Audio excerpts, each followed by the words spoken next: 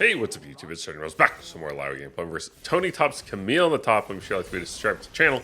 TonyTop, for those who don't know, is one of NA's like homegrown talents. I wanted to be an LCS Pro, so we'll see. Should be a tough one. But Camille is a matchup we can definitely win. I've got Conqueror runes with Resolve off tree. I'm going tier first still.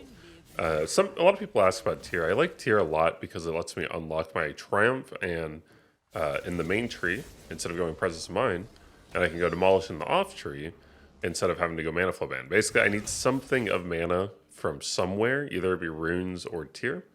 Tier is one of the best mana items you can get, so it's going to let me get some more offensive runes that I've kind of been enjoying, and it lets me build Fimbulwinter later on if I build Iceborne Gauntlet, which is really nice. I'm having some FPS issues here, so I'm going to try to just turn everything on low. And maybe I should have thought a little bit more about this, because this is going to freeze my stuff. Oh, dude, if I come back and I'm like dead, okay, holy. Oh, look, sets up for an easy A. Easy E, I guess. This is something, I've started going WE levels 1 and 2 this season, something really different, but it's much more aggressive. And it's been proven to be quite well. Look at all these tentacles, bro. Yep, beautiful E setup. I get to freeze the wave here. Everything we could want. I hit that Q. Yeah. You know you hit that Q. You can either, because I gained 20 HP, right? So the only way I would gain that 20 HP there is from the Tentacle Slam passive healing. So he gets to go away, and I get to keep this freeze. You don't overchase. You don't want to run into their blind where their jungler might be, and no tentacles are set up. So you're not going to blow flash. You're not going to do any of that. You're just going to chill. You're going to basically use that as a chance to deny him a wave and put him on a bad reset, which we can. Not a great QE. Yeah, we're just chilling. We're just about even on CS once we kill all these little dudes. I think we're down 1 or 2. Not bad. We're definitely at our weakest point early on. Beautiful. That's an okay E, because if he pats back, then I get a really good trade off. But if I miss, he can't punish me, right? Because I'm under turret. Nice. I was kind of baiting him to stop my back there. Sometimes you can bait that. Holy. I don't know how that E hits, but I'll take it. Sometimes I'll do the recalls and try to bait them to just stop my back, because it'll give me a really good E angle. And I'll definitely trade an E for like a W there. QE? Or just the tentacle slams.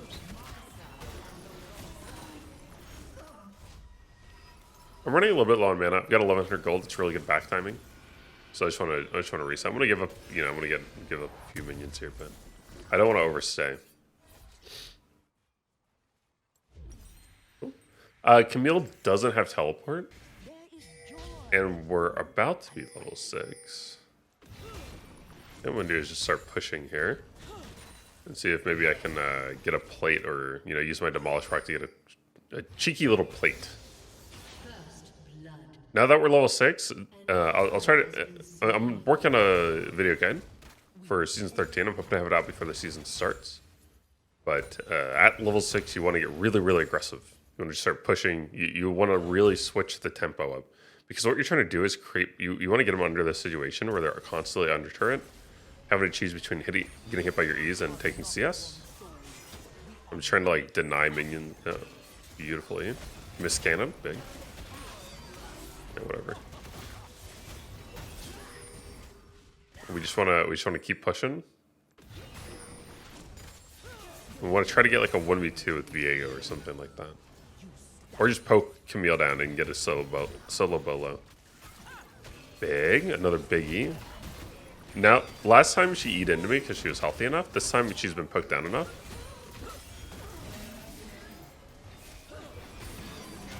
Stay with the tentacles. Thank you, Nagake Boros. Let's go. I don't think I want to, like, I'm gonna recall here because this is a really good spot. If Viego shows up, I can definitely get a 1v2 trade kill, or I can get I can 1v1 Viego in that spot. I don't think I want to go for the plate right now. I don't lose the plate, and it feels like it's really likely Viego just shows up there. There's no reason for Viego to be bought. I have no inclination on where he might be, and I really don't want to give him a solo kill. So I'd rather just reset now than to give up Viego a kill, right? Giving Viego 300 gold when I just get 150 or 175. And the plate's not going anywhere, right? I've got 7 more minutes, and if I can get 1 or 2 more solo kills on Camille, I'll get all the plates in the turret. There's not really a big rush to get that plate. So I don't see the point in risking getting Viego snowballed. Because by pushing in and resetting, I create this bounce back effect that you're seeing right now, and I can relax and just catch the wave as my ult's on cooldown. So what we're gonna do is we're creating a situation where we're incentivized to just sit under turret and kind of wait for our ult to come back. Which when your ult's on cooldown, you're extremely weak. You're far weaker than most other champions who are much less ult dependent than you, right? Camille does not need her R as bad as you do as Illaoi to win. We almost have ult back up. Might like start looking for some QEs or something like that. I could use a second tentacle. Something that's really, really important on Illaoi. If you don't think about this, you're misplaying a lot. Is look how I'm positioning. I'm always positioned between the tentacles. So that if I throw an E, see how I back up there? I went forward, but I still back up into where when I land the E, I get 2 tentacles. A full health target, anyone who's remotely tanky, you're going to need 2 tentacles to really make a dent into the spirit. And a spirit pull's only useful if you can actually threaten a kill on the spirit. That'll do enough poke damage and spawn more tentacles and all that jazz, all the extra stuff. Good timing on the E, but she didn't path up. That was just like a 50-50 E. She's going to path up or down on her, you can see how she's kind of pathing up and down.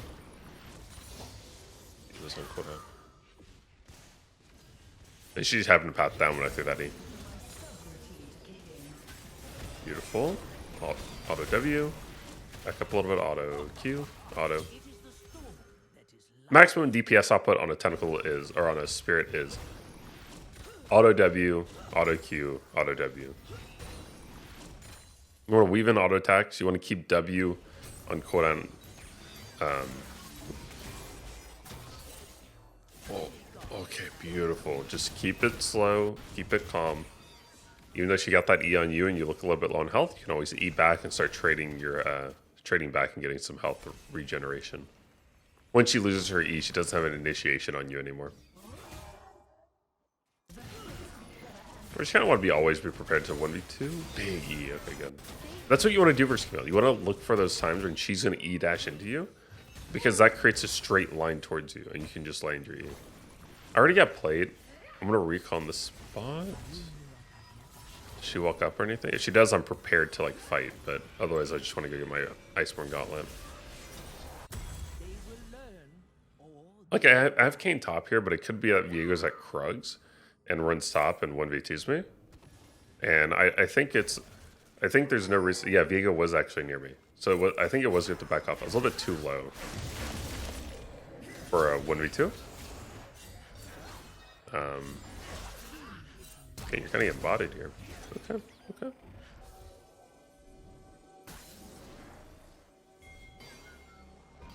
Here for backup.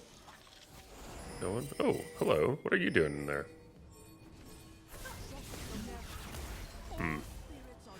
I don't really want to flash over this wall.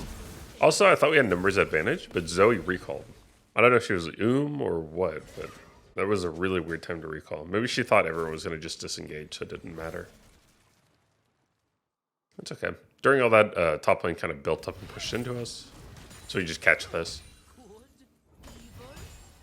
Yeah, Iceborne Gauntlet is really my go-to right now. Sometimes it does do a little bit too low damage, so maybe it's hard to tell when it's like not good. But if you feel like Iceborne Gauntlet's not going to be enough damage. Maybe reverse a lot of tankier targets, right? And tankier targets, you typically need more DPS. Then you might want to go maybe a Black Cleaver first. Misty followed up with a Q. Good auto or good spacing on Camille E there. Really good trading. Even though I Misty, I'm still bodying her. Really good prediction on her dodge forward as opposed to backwards. Try to just get a plate. Demolish. Demolish is slowly accumulating more gold for me. Leads to that E. We're not in a rush. We're denying a lot of CS. We're getting really good trades. We're missing our E's.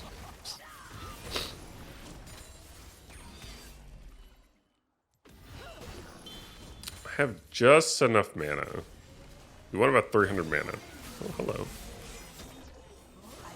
Oi, oi, oi.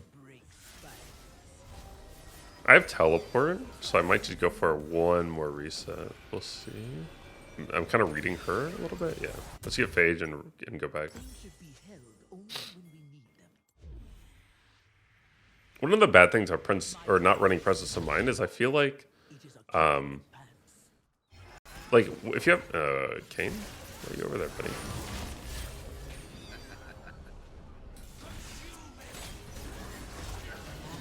Oi, oi, oi.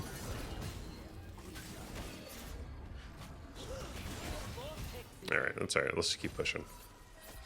You know, if I was running Presence of Mind, I could have stayed there. Because I had 250 mana, but if I can get a quick... If I'm 1v2ing and I get a quick kill into like Camille or something, I'll get infused with a lot more mana because of Presence of Mind. But if I have Triumph, I can't rely on that. So I have to use 250 mana to kill 2 people, which is kind of a stretch. That's going to give me pretty much one spell rotation of abilities through my stuff, which is about 235 mana, so I'd have, you know, maybe 1 or 2 more W's after that. But okay. I really don't want to like run in a 1v2. Okay, so we ended up not getting the last plate. It's not a big deal. Earlier I talked about how the plates aren't going anywhere and all that at 7 minutes. But I think if the plays end up going just a little bit more in favor, we would have gotten one more solo kill, and that which I think there was a high percentage of happening, and then we would have gotten that last plate. So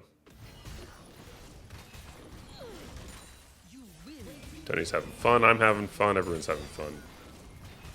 You know, people ask me, DirtyMobs, do you feel bad about playing Illaoi and causing this really annoying?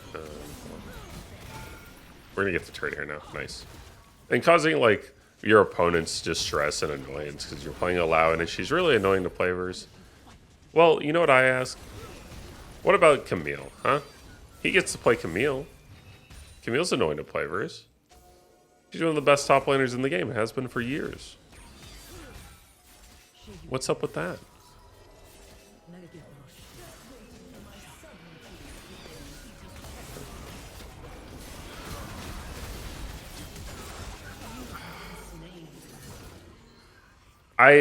Dude, I hate Camille art. I was trying to flash there, and I think if you try to flash outside of the Camille art, I don't know.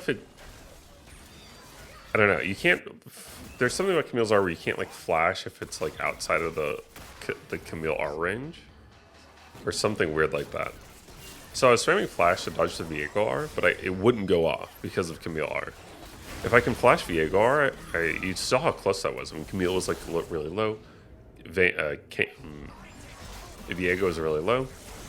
I probably could get a 1v3 there with like 2 kills at least. Because I get 1 kill, I get 2 kills, I get Triumph healing. I probably turn into Karma. So really frustrated that I couldn't get that outplay. I'm a really big advocate for using Flash as a combat summoner. A lot of people, at least several years ago when I started playing, they would only use Flash as this kind of engage or disengage to get away ability. But if you can get in the habit of just using Flash as a way to outplay your opponent in combat, like dodging Viego R or stalling damage output, because you kind of like throw them off when you flash a little bit, so maybe their DPS drops and you actually survive. Little things like that are really how you become a better player and you start outplaying really good players. Yeah, I'm a little bit afraid here. I'm working towards Hullbreaker second. I see everyone except for Viego on the map, so. This is so aggressive. It's like, just focus spirit. I feel like Viego must be here, but it's so aggressive. Beautiful ease. Oh my goodness. Big. Maybe a Kane here too? I try to bait a little bit by threatening taking turret. Get the slow. Just get as much damage as I can. Tank for Kane. Miss cannon, miss cannon, miss cannon. Cool, I'm not gonna get cannon. Well, actually. Or turret. I do have R.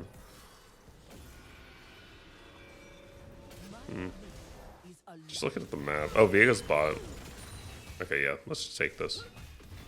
I mean, I still have R, so if I can definitely, like, this is a position you might look at and not want to, you think oh, I shouldn't fight Camille. But this is, if Camille came back right now, if she were alive, I would probably take the 1v1 and she would probably all in me because I'm at 50% HP. And I'd probably win. So a lot of people ask, you know, DirtyMobs, how do you get people just to fight you? A lot of times they'll run away when you are, which is what they should do. How do you get them to fight you? Half of Illaoi's like really depth is this idea of how do you get people to all in you, and you do that by putting yourself in what they would perceive as a disadvantageous position for you. So if you're low health at the start of combat, or if you're outnumbered heavily, those are situations where the enemy will feel inclined to just all in you because they think they have the advantage. It's kind of like this idea that you place it's not game theory perfect, but it's like I forget what the word is. Where hold on, you play like a little bit suboptimal because it beautifully because it puts you in a position that you're more comfortable than the enemy is, and then you outplay the opponent in that disadvantageous position.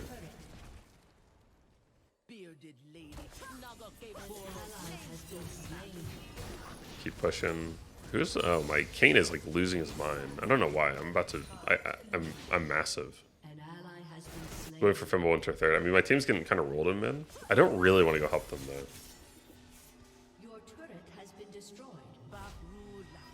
I want to try to bait them to come fight me. That's what I want. I want to create offensive plays. I don't want to react to them. I want to be offensive. All right, yeah, they're gonna collapse on me for sure. She warded there. I mean, just be prepared. I've got the 2 tentacles set up. I'm gonna get a third over to the left. Start just slow poking. Good. Just don't rush in. Wait for them to commit. Then we are. Wait for the equal down. Okay. I have flash too. Watch for it.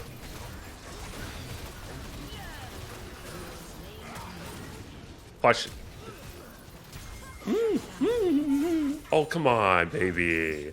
You're gonna dash away from me? Come on, bro. Yeah, Nami like that. What's up, Nami? What's up, Nami? Massive infusion of gold.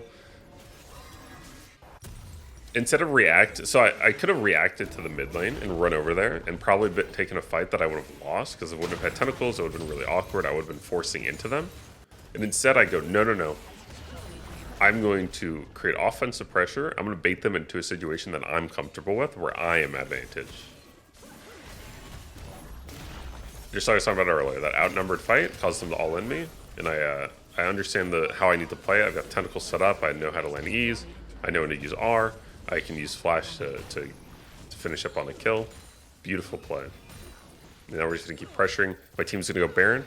I'm gonna pressure this in him.